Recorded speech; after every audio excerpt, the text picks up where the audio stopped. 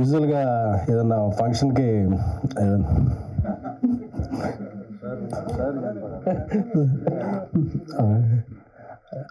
ఏదన్నా ఫంక్షన్కి మనం ఇన్వైట్ చేస్తారు.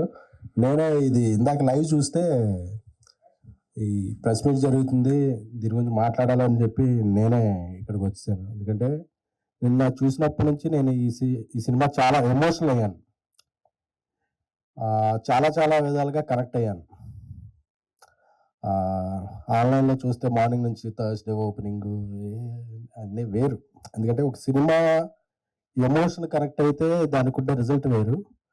ఈరోజు ఈవినింగ్ నుంచి ఈ సినిమాకు ఉండే నిన్న నైట్ నుంచే అన్ని షోస్ పికప్ అయ్యి హౌస్ఫుల్స్తో వెళ్తుంది. ఎందుకంటే చాలా చాలా థీమ్స్ మీద ఇప్పటివరకు సినిమాలు వచ్చినాయి, కానీ ఒక ఫ్యాన్కి ఒక హీరోకి మధ్య, అంటే సినిమా అనేది ఒక హీరోకి ఫ్యాన్కి మధ్య నడిచే ఒక ఎమోషన్.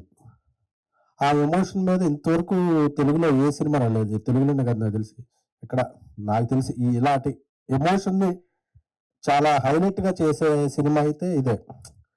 ఎందుకంటే నిన్న సినిమా చూస్తుంటే శ్రీరాములు థియేటర్కి వెళ్ళి సినిమా చూశాను.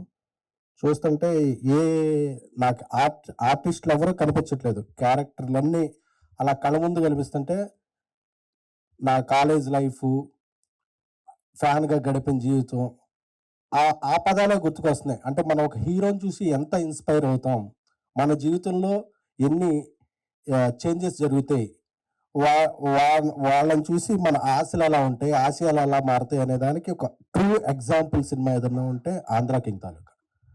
ఎందుకంటే ఉపేంద్ర గారి ఆ స్క్రీన్ ప్రెజెన్స్ అంటారు కదా, ఆ screen presence, he lit the frame, every frame ఆయన కనిపిస్తుంటే అసలు మనం లీనమైపోతున్నాం. అంటే he's the perfect apt character. అంటే కొన్ని క్యారెక్టర్ల కోసం, కొన్ని క్యారెక్టర్లు కొంతమంది కోసం పుడతాయి.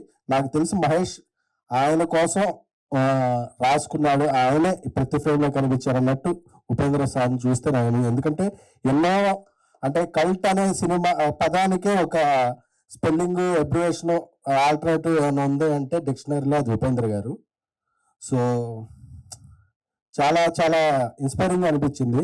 అలా ఎనర్జీ రామ్ గారు అంటేనే ఎనర్జీ. చాలా సీన్స్లో ఆయన ఎనర్జీని కూడా టోన్ డౌన్ చేసి ఒక ఫ్యాన్గా ఒదిగిపోయి ఎక్కడ హైప్ చేయాలో అక్కడ చేసి చూస్తుంటే అసలు మనల్ని మనం చూసుకున్నట్టుందంటే సింగిల్ స్క్రీన్లో ఫ్యాన్స్ అందరూ కూడా ప్రతి సీన్కి ప్రతి డైలాగ్ అండి. చాలా ఇప్పుడు చిన్నప్పుడు అంటుండేవాళ్ళు, నేను చిరంజీవి గారి సినిమాలకి అది అలాగే వెళ్ళి ఆ బ్యానర్స్ కడుతున్నప్పుడు అంటుండేవాళ్ళు, అసలు మీ హీరోకి నువ్వు ఉన్నావని తెలుసా అంటే ఆ డైలాగ్ ఏదో నన్ను చూసి అన్నట్టు అనిపించింది. అప్పుడు చాలా అంటుండేవాడు, నీకేమన్నా మీ హీరో కూడు పెడతాడా గుడ్డ పెడతాడా అంటే, నాకు కూడు గుడ్డ కన్నా కూడా జీవితంలో ముందుకు వెళ్ళాలనే ఒక డ్రైవింగ్ ఫోర్స్ ఉంటుంది కదా, అదే హీరోలు. ఆ డ్రైవింగ్ ఫోర్స్ కదా వాళ్ళు మాకు ఇచ్చేది. వీళ్ళు ఎవరికి అర్థం కావట్లేదని నేను ఏలూరు నుంచి హైదరాబాద్ వచ్చా, లేకపోతే ఏలూరులో ఉండేవాడిని.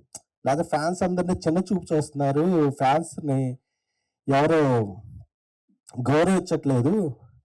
ఎప్పటికైనా ఫ్యాన్ అనేవాడు గొప్పవాడు అవ్వాలి, అయితే అందరూ ఈ హీరోని గౌరవిస్తారా, ఫ్యాన్కి గౌరవం వస్తుంది అనేది నాకు చిన్నప్పుడు నా లైఫ్ చూసుకున్నట్టు అనిపించింది ఈ సినిమా చూస్తే.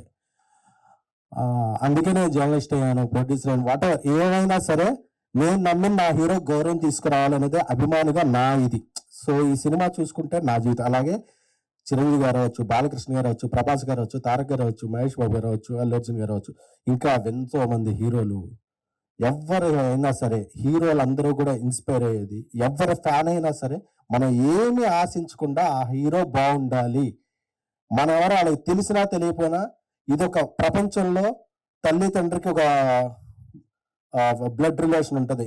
ఏ రిలేషన్ లేకుండా జీవితాంతం ఉండే రిలేషన్ ఏదంటే ఒక హీరోకే ఒక అభిమానికి మధ్య ఉండే రిలేషన్ మాత్రమే. అలాంటి రిలేషన్, గొప్ప రిలేషన్ని ఈ సినిమాలో చూపించిన గొప్ప గొప్ప సీన్లకి ఎవ్రీ ఫ్యాన్ కనెక్ట్ అవుతారు. మహేష్ గారికి నాకు ఆయన ముందు నుంచి తెలుసు, ఆయన రాసిన కథకి చాలా చాలా హ్యాట్స్ ఆఫ్. ఆయన తీసిన విధానాన్ని, సంగీత దర్శకులు మంచి మ్యూజిక్ అందించారు.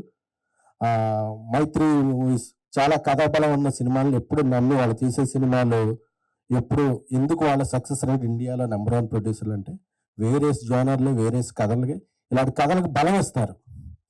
ఎందుకంటే ఓవర్సీస్లో ఇక్కడ ఏదో జరిగిపోతుందని కాదు, ఓవర్సీస్లో కూడా ప్రీమియర్‌లకి వెళ్ళి ప్రమోషన్ చేస్తున్నారంటే అదొక మైత్రి మూవీస్ వల్లే సాధ్యమైంది. సో, ఇంత గొప్ప సినిమాని అందరూ చూడాలి.